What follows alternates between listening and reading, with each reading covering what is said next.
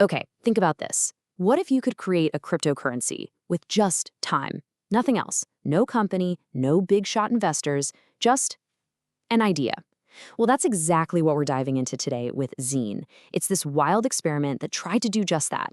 And we're going to see what happens when a really pure idea slams headfirst into the total chaos of the open market. That question on the screen, that's really the core of XN Crypto. It's this super bold attempt to just hit the reset button on everything, strip away all the usual hype, get rid of the venture capitalists, and just see, can a crypto grow, purely from its own community? All right, first things first, what problem is Zen even trying to solve? Because, to really get the solution, you've got to understand the frustration that sparked the whole thing. So for the folks behind ZenN, a lot of the crypto world felt, well, stuck. Stuck in this really frustrating loop. And you've probably seen this play out, right? A new project launches. The insiders and the VCs who got in super early, they pump it up, and then boom, they dump their tokens, and it's often the regular people left holding the bag. So along comes Zine, created by an ex-Google engineer named Jack Levin, and it was designed to be the complete opposite, the antidote.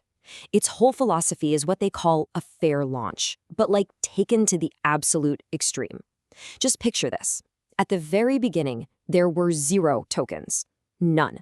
No secret stash for the founders, no backroom deals for VCs. The only way a single Zine token could even exist is if anyone from the community, decided to create it themselves. Okay, so that raises a pretty big question, right? If there's no company, no foundation, not a single pre-mined token, how in the world are these things actually made? Well, the answer is a pretty wild idea. They came up with this brand new concept called proof of participation. Now, you've probably heard of Bitcoin's proof of work. That's basically a giant computer race. Or maybe proof of stake, where you lock up your own cash. Proof of participation, it just throws all of that right out the window. The one and only thing you have to put in is your time. And the process for doing this is it's incredibly simple. Seriously. Step 1, you just connect your Web3 wallet, that's your digital crypto wallet, to the XEN smart contract. That's the permanent code running the show. Step 2, you decide how long you're willing to wait. Could be a day, could be a year, totally up to you.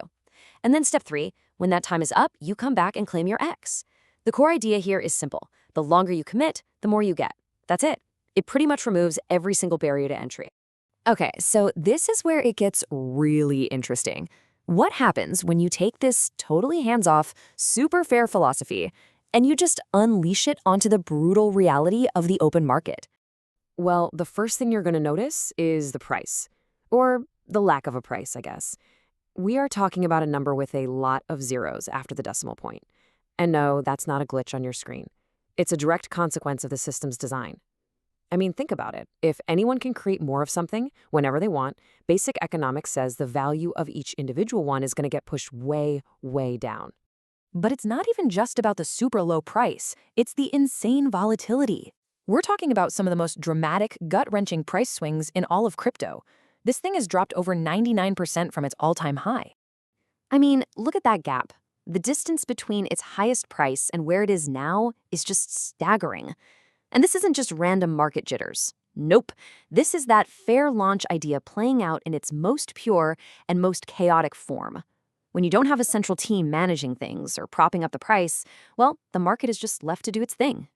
So all this chaos really boils down to a few key pressures baked right into the system. First, you've got that constant minting, which is always pushing the price down. Second, the market has what you'd call thin liquidity. That just means there aren't a ton of buyers and sellers at any one time, so even one big trade can send the price flying or crashing. And finally, there's the million-dollar question. What do you actually do with ZN that makes people want to hold on to it for the long term? So, faced with this constant downward pressure, how does a totally decentralized community fight back? Well, they decided to fight fire with fire. If the problem, the disease, you could say, is endless minting, then the community thinks the cure might just be burning tokens. And this creates this amazing economic tug-of-war. On one side of the rope, you have all these new tokens being minted every single day, trying to pull the value down. And on the other side, you have the community, which has built these burn mechanisms, ways to permanently destroy tokens to try and pull the value right back up.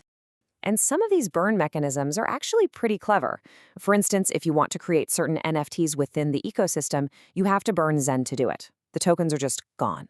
Then you've got whole projects, like one called XenBurner, whose entire purpose is to systematically take XEN out of circulation and destroy it.